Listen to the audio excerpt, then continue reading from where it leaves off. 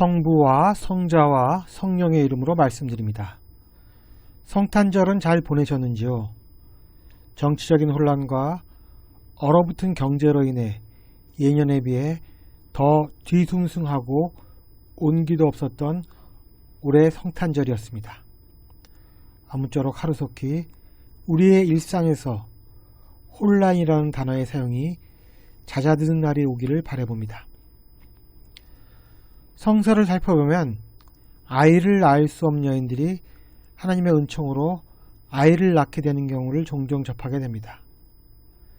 창세기에서 아브라함의 아내 사라는 아이를 갖기에는 너무 나이가 많은 여인이었습니다. 천사가 아브라함을 찾아와 사라가 아들을 낳게 될 것이라고 말했고 결국 그녀는 천사의 말대로 이삭을 낳게 되었습니다. 세례 요한의 어머니 엘리사벳도 비슷한 경우입니다.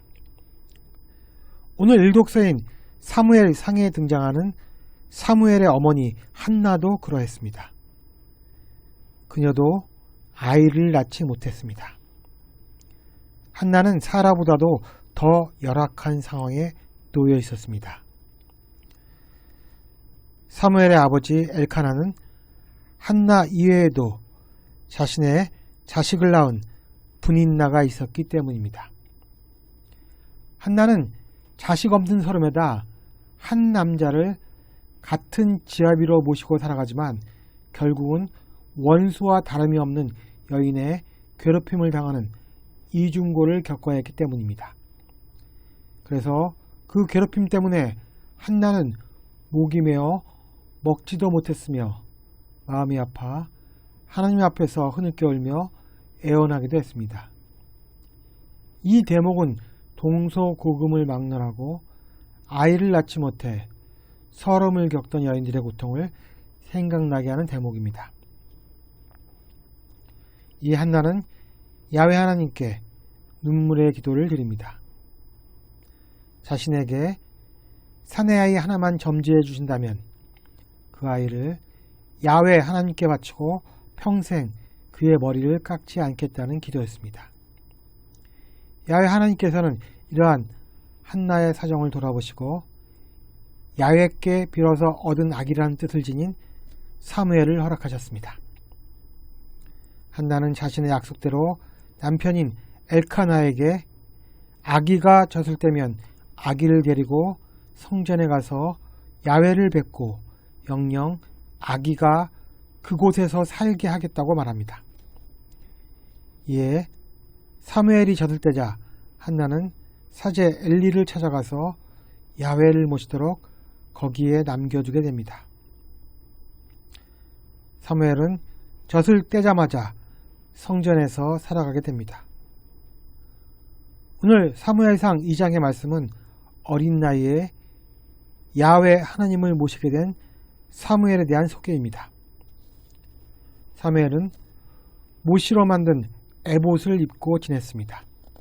에봇은 성전에서 하나님께 봉사하는 사제들이 입었던 의복으로 몸에 꼭 맞고 옷깃이 없이 길게 늘어뜨린 긴 조끼 모양의 상이었는데 제사를 드릴 때는 반드시 에봇을 입어야 했습니다. 그리고 한나는 1년에 한 번씩 하나님께 제사를 드리러 성전에 갈 때마다 작은 두루마기 한 벌을 지어서 가져갔는데 이 옷은 에봇을 착용하기 전에 먼저 입었던 겉옷이었습니다. 어린 아들을 하나님께 맡긴 어머니의 심정을 잘 헤아렸던 사제 엘라는 한나 부부가 성전에 올 때마다 야훼 하나님께 사무엘을 대신하여 이들에게 후손이 생기기를 빌었습니다. 그리고 이 기도 덕분에 한나는 3남 2녀를 두게 되었고 사무엘도 야훼 하나님과 사람들의 기염을 받으며 무럭무럭 성장하게 됩니다. 우리는 오늘 누가복음에서 성전에서 성장한 사무엘과 유사한 예수님의 이야기를 접할 수 있습니다. 해마다 과월절이 되면 마리아와 요셉은 명절을 지내러 예루살렘에 올라갔으며 예수가 12살이 되던 해에도 마찬가지였습니다.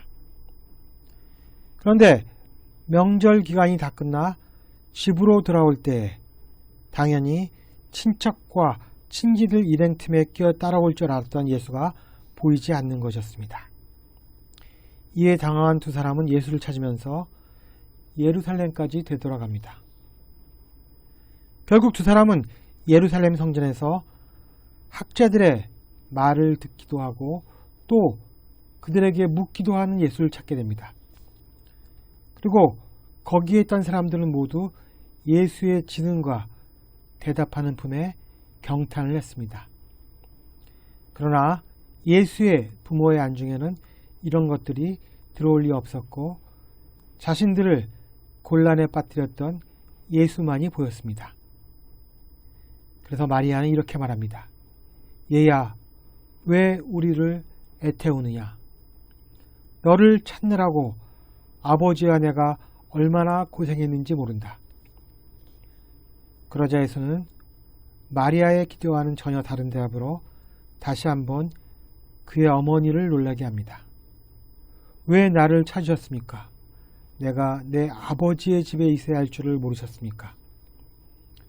과연 어머니께 대한 예수님의 공손치 못한 대답이 뜻하는 바는 무엇일까요? 이 대답은 예수께서 하나님께 대한 복종과 육친의 부모에 대한 복종을 대비시킴으로써 예수님이 아버지 하나님과 밀접한 관계를 가지고 있음을 나타내는데 그 목적이 있다고 하겠습니다.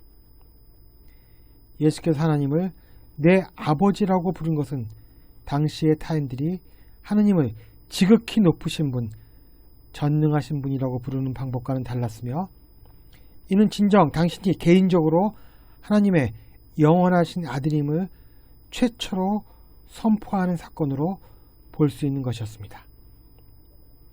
그러나 부모는 아들이 한 말이 무슨 뜻인지 알아듣지 못했습니다. 그래도 어머니인 마리아는 이 모든 일을 마음속 깊이 간직하게 됩니다. 단순히 간직만 한 것이 아니라 천사가 자신을 찾아와 알려주었던 사실을 불현듯 떠올렸을지도 모릅니다. 이제 아기를 가져 아들을 낳을 터이니 이름을 예수라 하여라. 그 아기는 위대한 분이 되어 하나님의 아들이라 불릴 것이다. 마리아는 예수가 자신의 몸으로 나온 육친을 넘어서는 존재라는 것, 즉 그의 탄생에 하나님이 개입했으며 또 천사가 말한 대로 그분의 아들이심을 기억하고 살아가야 한다는 사실을 떠올렸을 것으로 봅니다. 우리는 누가복음을 통해 예수께서 12살까지 어떻게 성장했는가를 살펴볼 수 있습니다.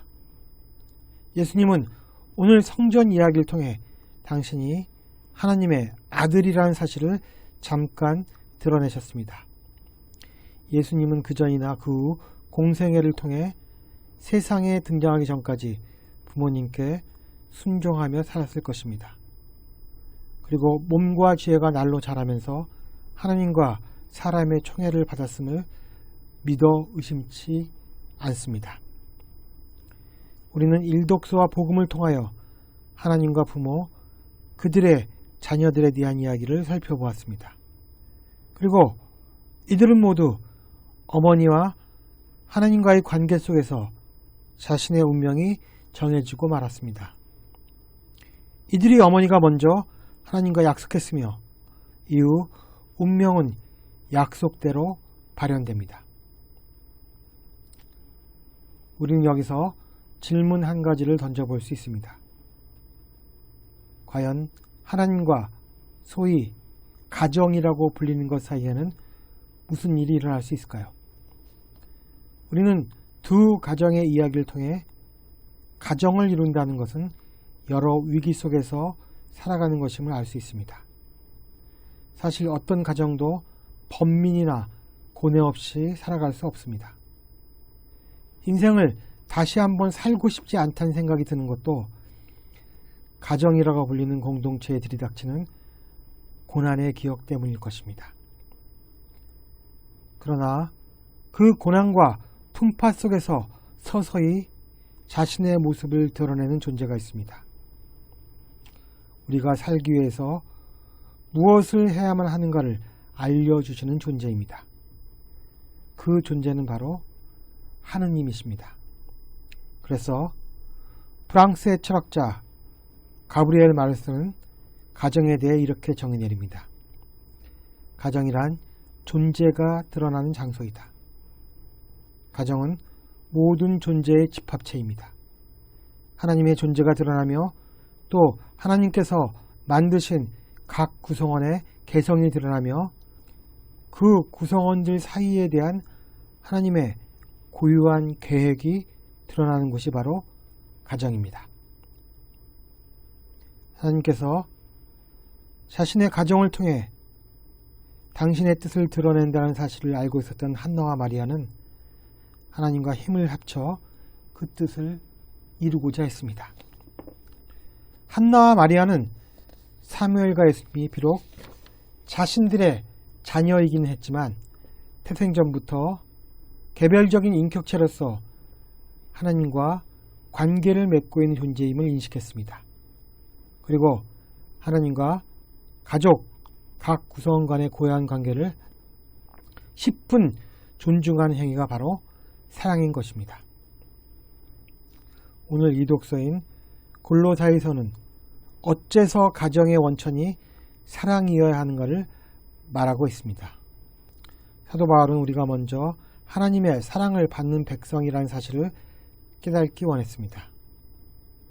그리고 그 사랑으로 타인에게 따뜻한 동정심과 친절한 마음과 겸손과 온유와 인내로 마음을 새롭게 하여 서로 도와주고 용서하라고 권했습니다. 우리는 이러한 사랑의 실천의 장이 가정에서 비롯되는 것임을 알 수 있습니다. 가정에서 사랑을 배울 수 없다면 우리는 어디에서도 사랑을 배울 수 없습니다. 누구도 어디서도 우리를 이처럼 믿어주고 인내하며 사랑을 가르치는 곳은 없기 때문입니다. 그래서 철학자 가브리엘 마르스는 이렇게 말합니다. 인간이 인간적이기 위해서는 가족적이어야 한다.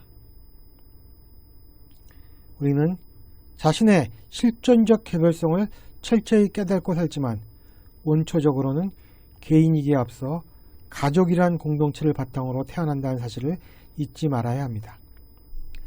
그리고 그 공동체를 통해 자신을 드러내시는 하나님을 기억해야 합니다. 그러나 한나와 마리아에게는 당연했던 이 일이 지금은 아주 희귀한 일이 되어가고 있습니다. 가족은 깨지고 흩어지며 심지어 가족의 성립조차 어려운 시대가 되어버렸습니다. 인간이 인간적이려면 먼저 가족적이어야 한다는 명제는 대답 없는 메아리로 남을 뿐입니다. 이러한 세타가 인류의 종말을 가리키는 징후는 아닐까요? 사랑의 원천으로서의 가족을 생각해보는 2024년 마지막 주일이 되기를 주님의 이름으로 기원합니다. 성부와 성자와 성령의 이름으로 말씀드렸습니다. 아멘.